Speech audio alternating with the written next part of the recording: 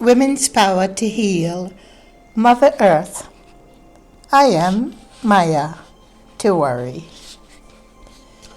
In this global time of crises and challenges, we need to remain stoic and strong. It is so difficult to call upon this strength when we feel defeated, anxious, fearful, when so much of our lives have been turned upside down by the influences from our environment, by the huge, enormous vibration of negativity that is coursing our earth at the present moment. We feel it all. We may have so much going for us in our own lives that we have worked to keep in a state of balance, and yet we're tossed asunder for the most part. This has been no different for me or for any of the major peace leaders and holistic health practitioners and other seekers of consciousness that I know. So do not feel that you're isolated in this struggle, in this deep, profound war that we find ourselves in. But like all wars, there is a center of peace that we can scour into the depths of who we are to find. This too is not easy, but it has to be done. The difficulty with this type of negative environment and occurrences and activities around us is that we can control so little of it. In the case of a big outright military war, for instance, we usually come up with the courage, the strength, and somehow the frame of mind that sets us into protecting ourselves to the best of our ability.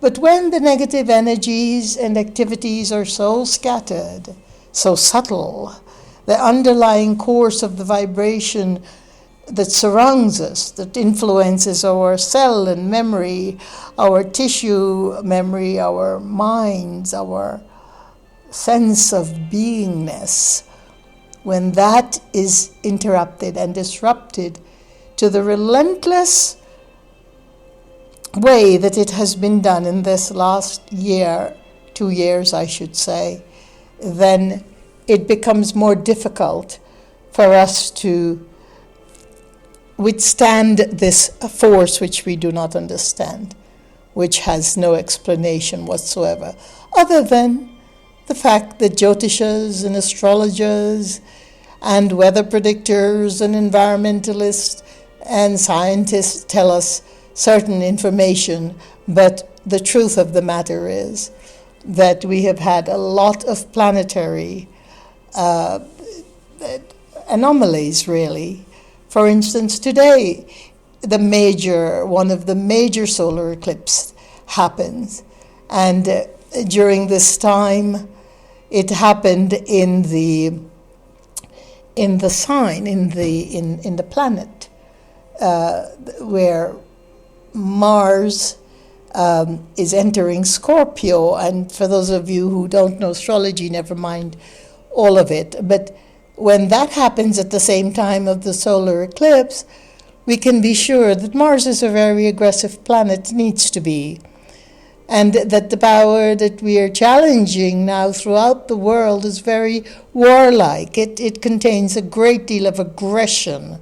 We would see perhaps in countries that have been on the verge of war that the wars are actually going to materialize and break out.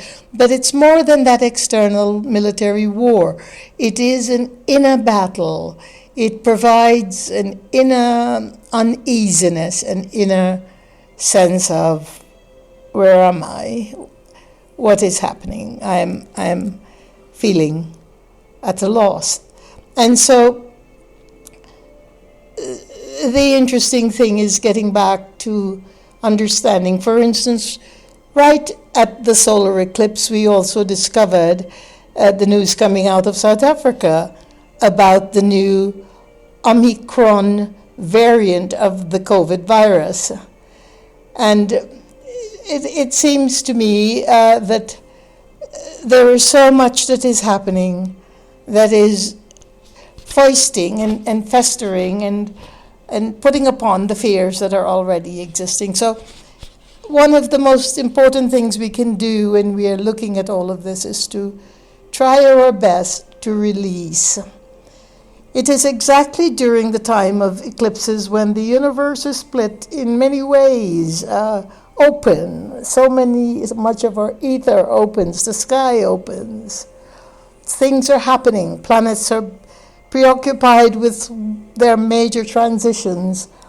And then at this time, to gather the core, we can find a space and time to do our sittings, our little periods of silence, our periods of meditation, healthful activities like walking and yoga, tai chi, meditation, contemplations, walking in peaceful gardens, walking barefoot onto the earth, and the things that usually refuel us and give us back a sense of ourselves.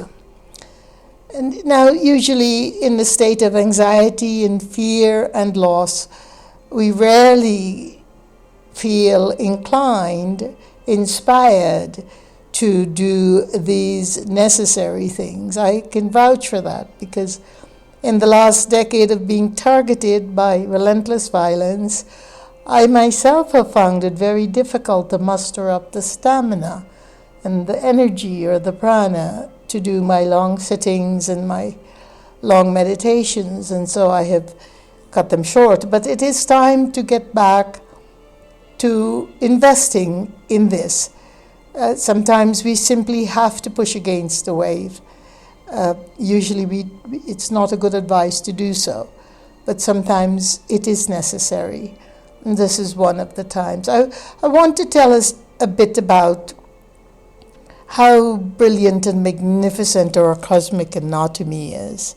And then we will get into a contemplation for relieving so much of the detritus, the difficult dark, the polluted, fetid atmospheres, the horrific actions of our fellow human beings as well, the lack of decency, the lack of nobility, the lack of dignity, the lack of respect, all of which is also borne upon Mother Earth. And of course, it could be directed at us individually or communally as well, but we feel it nonetheless because of what has been put upon our great mother, the earth. In the Vedas, we are told there is an expression called Nitya Karma, and it's a beautiful expression, and every Hindu knows what this is about. Most used to practice what this is about. And it is a wonderful universal practice that we can bring to ourselves. It is to get up with the attitude of surrender, self-surrendering. There's so little we can control, so worrying about it, and I can testify to that as well, is purely counterproductive. So basically, Nitya Karma. But let us understand the brilliance of our own cosmic anatomy and know why we are capable as humans to self-surrender. In our body, it is said in the Vedas that the gods and goddesses, we can call them angels, we can call them archangels, we can call them divinities, whatever you relate to. But the body, the devatas reside in our body. The sun, for instance, in its godly form, resides in our eyes. The Atma Deva, that is the Deva of incredible consciousness, lives in the heart. Dig Devata is the one that resides in sound in our ears. The eyes bring us the gift of many different forms and colors, and we're able to enjoy the magnificence of our great Mother Earth. So to understand that the Devatas, in fact, not only live in our universe, but it lives within us, within every tree, within every species, and certainly in its most illumined form within the human, what we call the jnana indriyanis, which are the senses, and the karma indriyanis, which are our organs of actions like hands and feet, and also within the mind. In the Bhagavad Gita, it refers to the karma yoga, or becoming a nitya yogi, meaning we practice this karma yoga every day as surrender. It is said that the elements in the universe are continually, and those are the 5 elements, we know what they are, they're earth, water, fire, air, and space or ether. And that these elements are continually performing sacrifice, what is called yajna. It's a tarpana, it's an offering. It is the sense of what keeps it all in a state of balance, that is continually giving, continually flourishing, continually self-generating, continually nurturing the earth and us, and that is why we haven't disappeared off the face of the earth as yet. In any event, the sun, the moon, the constellations in the form of the universe are all serving the purpose of yajna. Every plant, every seed serves the purpose of yajna, meaning sacrifice.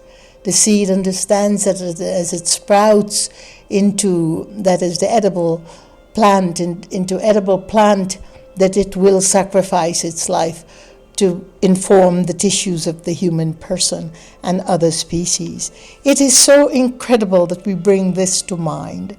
Why? What does understanding our cosmic anatomy has to do with fortifying ourselves, to rebuild stamina, to get to a deeper core of our own sentiency? What does that have to do with it? It has everything to do with it. Because the practice of Nitya Karma, as a Nitya yogi, as a karma yogi who does, meaning a person who gets up with just remembering for even a split moment that my attitude must be one of self-surrendering. You know, it is not easy to tell you this because it has been a very difficult path for me to self-surrender all the time.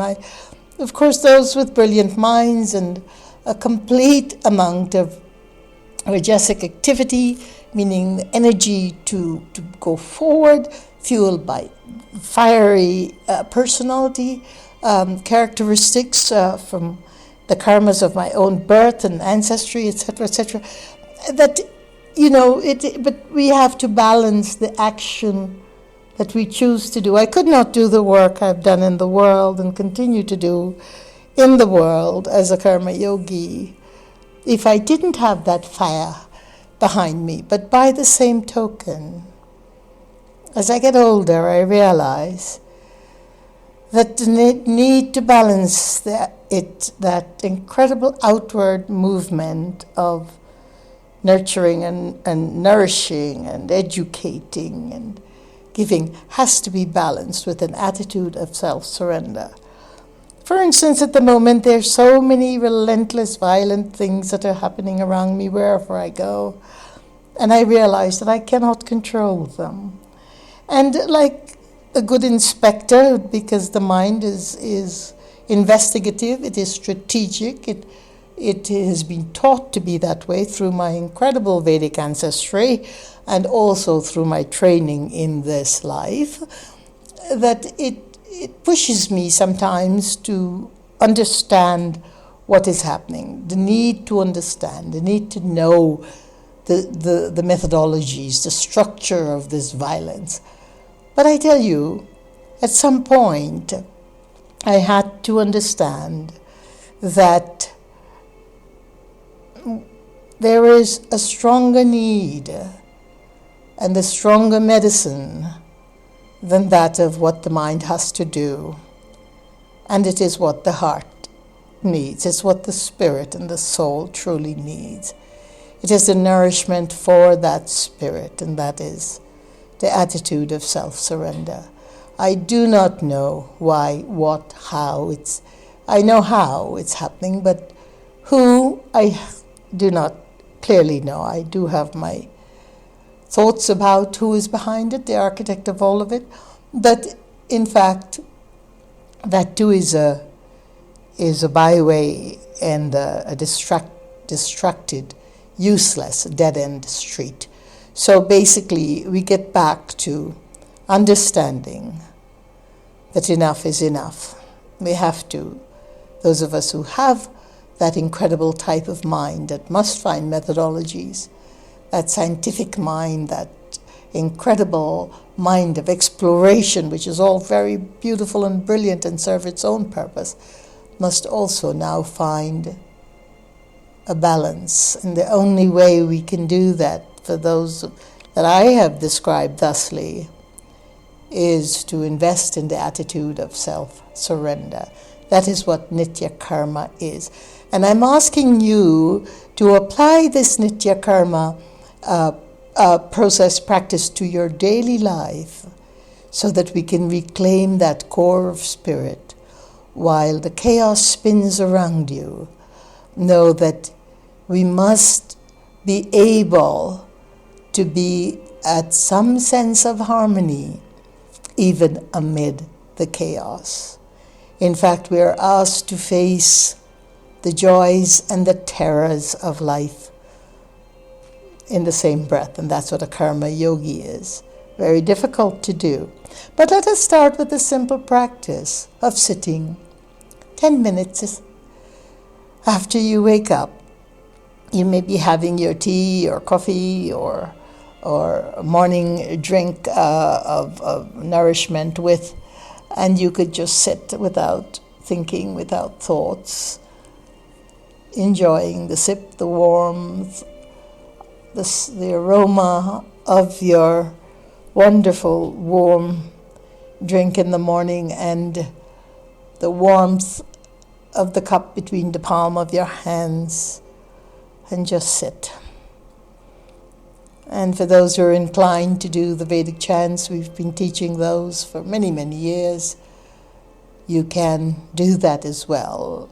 Those of us who are active-oriented and activity-oriented, and those who can just sit and be, no thought, no nothing, just sit. Those who can sit and do prayer, that's fine as well. Those who meditate, it's all a part of meditation, the sadhana of being, of just simply being. So this is an essential part of what I'm asking myself to do, and what I hope you can all join me in doing in your own lives, so that we can re-enlighten, reignite, re-influence, and invite back that core nature that always keeps us safe and that is always there for us when the distractions of fear and anger, the angst, and all else has subsided.